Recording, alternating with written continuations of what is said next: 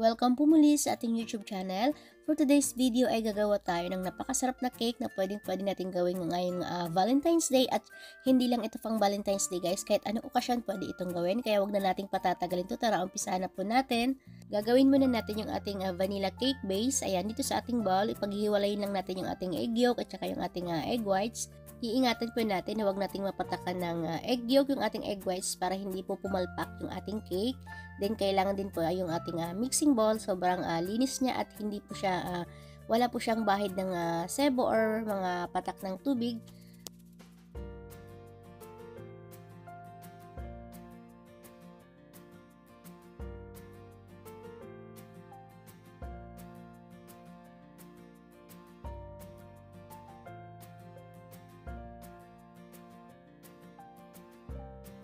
Itatabi naman na natin yung ating egg whites. Then dito sa ating egg yolk, ilagay na natin yung ating sugar.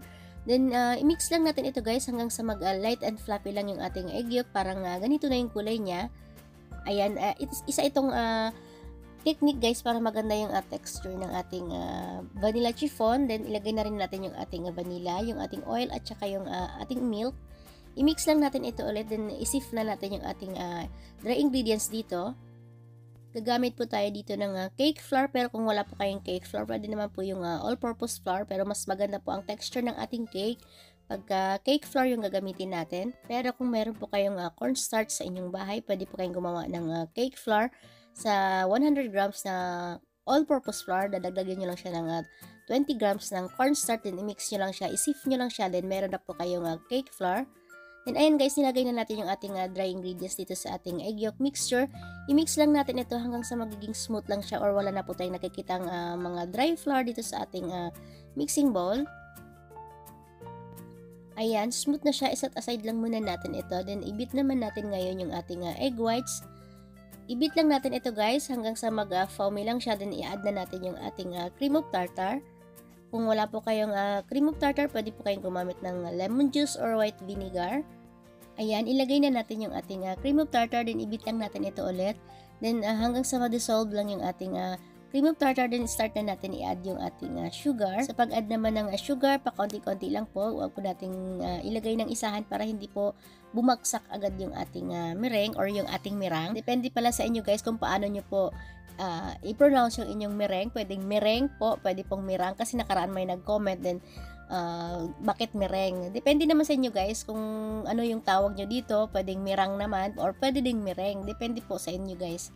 Then ito guys, kapag ganito na siya, soft fix lang ito guys, hindi siya stiff fix.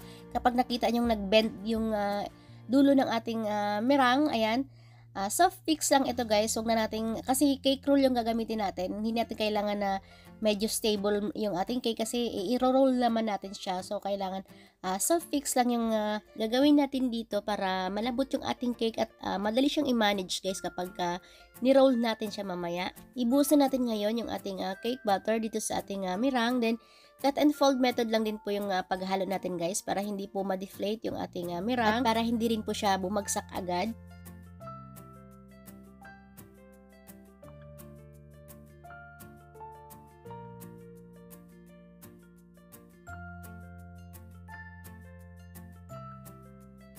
At kapag nakikita nyong pantay na yung kulay niya, wala na po tayong nakikitang mga white na mirang. Ayan, pwede na ito guys, ilagay na natin siya ngayon dito sa ating baking pan. Ang size pala nito guys ay 14 by 14. Ayan, square ito guys. Pwede nyo rin po siyang i-bake dun sa 15 by 11 na yung rectangle na baking tray. Ayan, pwede rin po, maglagay lang po kayo ng baking paper sa ilalim para madali po nating alisin yung ating cake mamaya. Then guys, i-spread lang natin to ng evenly. Then i-bake na natin ito sa ating naka-preheat na oven, 160 degrees Celsius ng 18 to 20 minutes. Then ito na yung ating cake guys. Ayan, nakikita nyo ba guys, puting-puti yung ating cake kasi milk yung ginamit natin dito imbis na tubig. Kasi kapag tubig yung ginamit natin guys, medyo mababrown yung ibabaw ng ating cake. Ayan, yan po yung pinagkaiba guys. Nakatulong din po yung pagmix natin na kanina ng egg yolk hanggang sa mag-light and fluffy lang siya, kaya naging ganito yung kulay niya guys. Maganda yung kinalabasan niya. Then ito guys, after natin siya malabas ng oven, ayan, i-roll na natin siya. Then palalamigin lang natin siya dito sa ating cooling rack.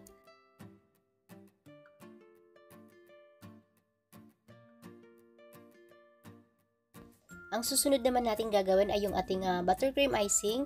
ilagay na natin yung ating room temperature na butter dito sa ating mixing bowl. Sa paggawa naman ng smooth buttercream, ito yung sekreto guys, dapat ibit nyo muna yung inyong butter hanggang sa magiging light lang siya bago nyo po ilagay yung inyong powder sugar. Then dapat po yung ating butter naka room temperature din po siya, hindi po siya matigas yung galing sa rep kasi magtutubig po siya guys. Dapat ganito na yung texture ng inyong butter bago nyo po ilagay yung inyong powder sugar. Dapat light and creamy na siya.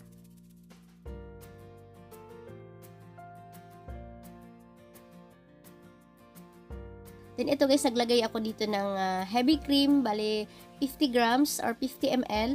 Pwede naman pong full cream milk yung gagamitin nyo dito, yung malamig guys. Yun lang yung tatandaan natin guys para makagawa tayo ng smooth at creamy na buttercream. Ayan, ang unang-una ay yung butter natin, naka room temperature. Then, ibit muna natin yung ating butter guys hanggang sa magiging light lang siya or halos magiging puti na yung kulay niya guys. Yung ibang-iba dun sa hindi pa siya nakabit, yung dilaw na dilaw pa siya, kailangan puting-puti na siya guys bago po natin ilagay yung ating powder sugar. Kasi yung iba kaya nagtatanong sila bakit grainy yung kanilang buttercream, kasi yun yung guys, hindi muna nila nabit ng maayos yung kanilang butter bago nila nilagay yung kanilang powder sugar, kaya ganun yung nagiging texture niya. Then ito na yung texture niya guys, napaka-smooth na ng ating buttercream. Ayan, nakikita nyo naman kung gaano siya ka-smooth. At saka napaka-stable din ito guys. Pwede nyo rin ipang icing ito sa cake. Ito pala yung magiging flavor ng ating cake. Ayan, meron tayong Lotus Biscoff dito. Ayan, matagal na kasi ito sa ref guys, kaya gagamitin na natin ito ngayon bago pa siya masayang.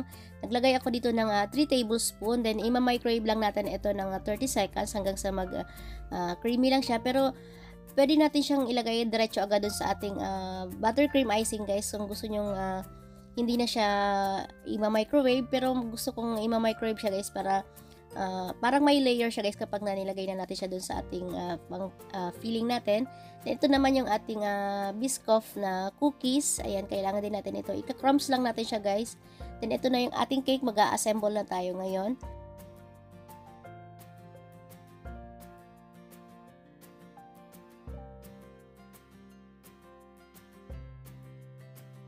Ilalagay na natin yung ating buttercream icing para dito sa filling ng ating cake.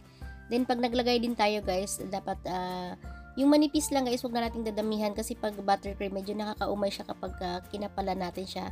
Kapag mga cake roll kasi guys, dapat manipis lang yung mga icing or yung icing natin kasi para hindi siya nakakaumay kainin. Then, ilagay na natin yung ating flavor, yung ating Biscoff. Ayan, microwave ko lang ito ng 30 seconds guys. Pero again, pwede nyo po siyang ihalo na agad dun sa inyong buttercream kanina. Pero mas maganda kasi siya guys, yung kulay niya kapag nilayer natin siya, ilagay natin naka-separate yung ating flavor. Din naglagay din natin, ito na yung ating crumbs na Lotus na cookies. Ayan, pwede rin po tayo dito mag-add ng nuts. Ayan, perfect din yung combination nila guys, yung nuts at saka yung ating Biscoff. Then, i-roll na natin ito ngayon. Then, ita-transfer lang natin siya sa ating lalagyan. Ayan, dito may plate ako dito na pang cake roll. Then, lalagyan na rin natin siya ng icing guys sa labas. Yan, manipis lang din na icing yung ilalagay natin.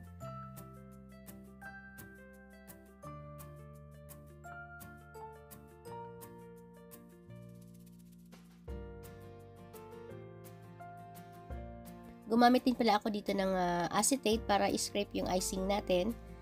Para mag-smooth lang siya ng konti guys. Hindi naman kailangan na perfect yung pagka-smooth ng ating cake kasi maglalagay pa tayo mamaya ng toppings. Kinat ko lang din pala yung gilid ng ating cake roll para pantay siya tingnan.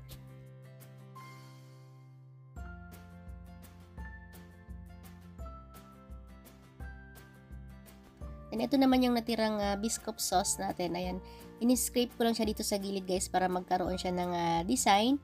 Pero depende naman sa inyo guys, pwede nyo siyang ilagay sa piping bag, then i-drizzle nyo lang siya sa ibabaw ng inyong cake roll, pwede rin po yun. Nag-pipe lang din ako ng rosette, ito yung tirang buttercream natin. Itong recipe ng buttercream natin guys, saktong-sakto lang din dito sa isang recipe natin ng cake roll.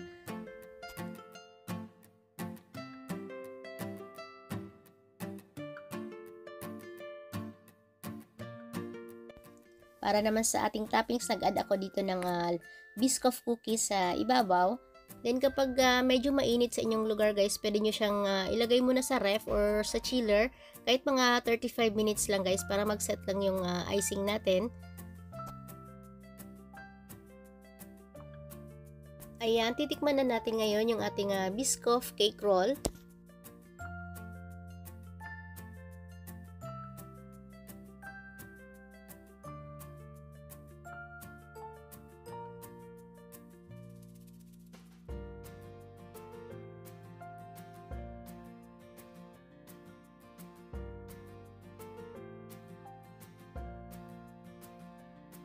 Ang sarap nito guys at napaka-fluffy ng ating cake. Perfect combination yung ating ginawang flavor dito sa ating vanilla cake. Sana matry nyo rin itong gawin sa inyong bahay. Pwede nyo na itong gawin kahit anumang occasion guys. Yan, pwede siya. Pwede nyo rin siyang gawing layer cake kung ayaw nyo ng cake roll. Sakto lang din yung nilagay natin na icing. Hindi po siya makapal kaya hindi po siya nakakaumay kainin. Kung ipang regalo nyo naman siya guys, pwede nyo siyang ilagay dito sa clamshell. Ayan, marami nito sa Shopee. Parang 8x4 yung size nito. Ayan, kita-kits po tayo ulit sa aking susunod pa mga videos. Maraming salamat po sa inyong panonood. Mag-iingat po tayo palagi.